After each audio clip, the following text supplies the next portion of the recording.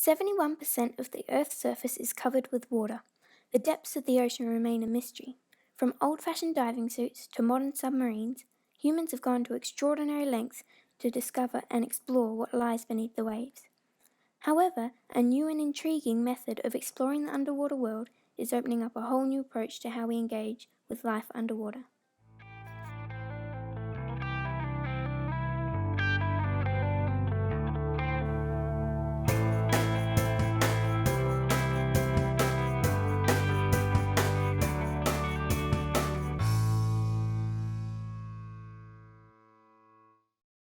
Freediving is the practice of diving without the aid of breathing apparatus, testing the diver's breath hold ability.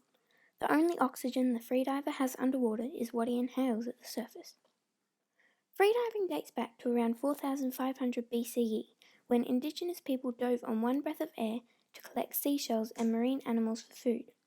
It has become a popular sport in the past few decades, though still is used as a technique to source food.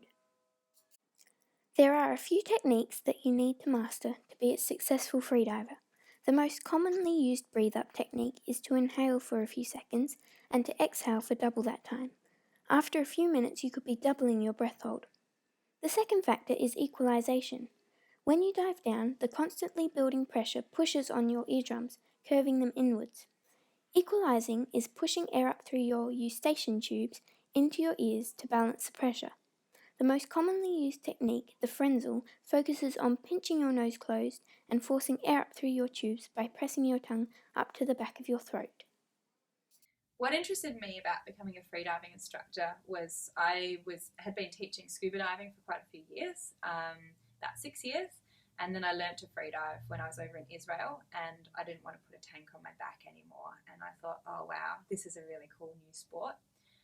And I got more and more into it, started doing a bit of training, and then I had the opportunity to become a freediving instructor and work full-time doing that. So that's what I do now. And it was a transfer of passion from being in the ocean and doing scuba diving to suddenly finding this new sport with new challenges. And the thing I love about teaching that is it brings a lot out in people's personalities. Teaching safety is a really important part of freediving.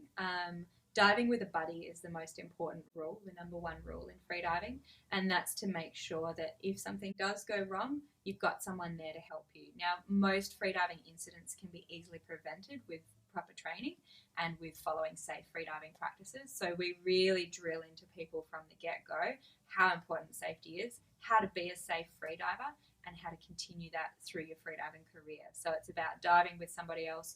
You learn rescue techniques of what to do if something does go wrong and how to prevent things from going wrong in the first place. It's a sport that is inherently quite safe if it's done correctly, but can be very dangerous with improper training or not following the right procedures.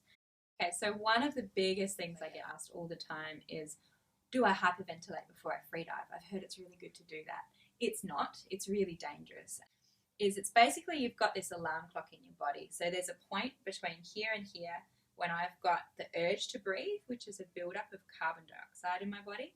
And over here, I've got hypoxia, so I'm running out of oxygen. And that's the point of blackout, where that sort of, you become unconscious. So what hyperventilation does is it drops the carbon dioxide levels down in our body. So this point over here can actually get pushed up really close to this point over here.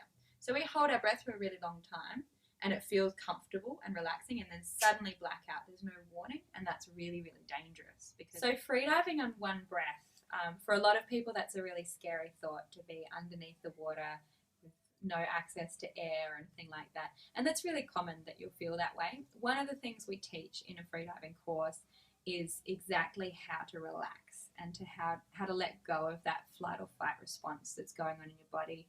And how to trust in your body's ability. The body is actually incredibly primed to being able to dive underwater. We just need to wake that sense up.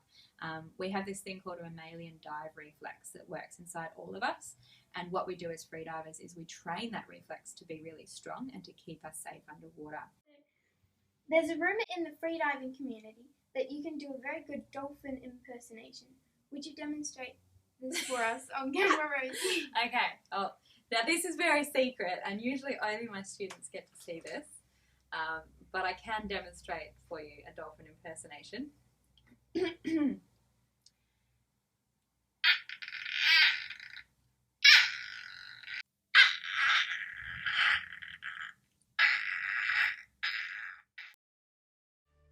Every time I freedive, I see something new, something exciting. It is helpful to know what you are looking at and makes for a more enjoyable experience. Marine life is mysterious and beautiful, and it is always a pleasure to study them or just to be in their company. Each dive is different, wonderful and exciting. Freediving is a beautiful way to experience this. You almost feel you are part of their world.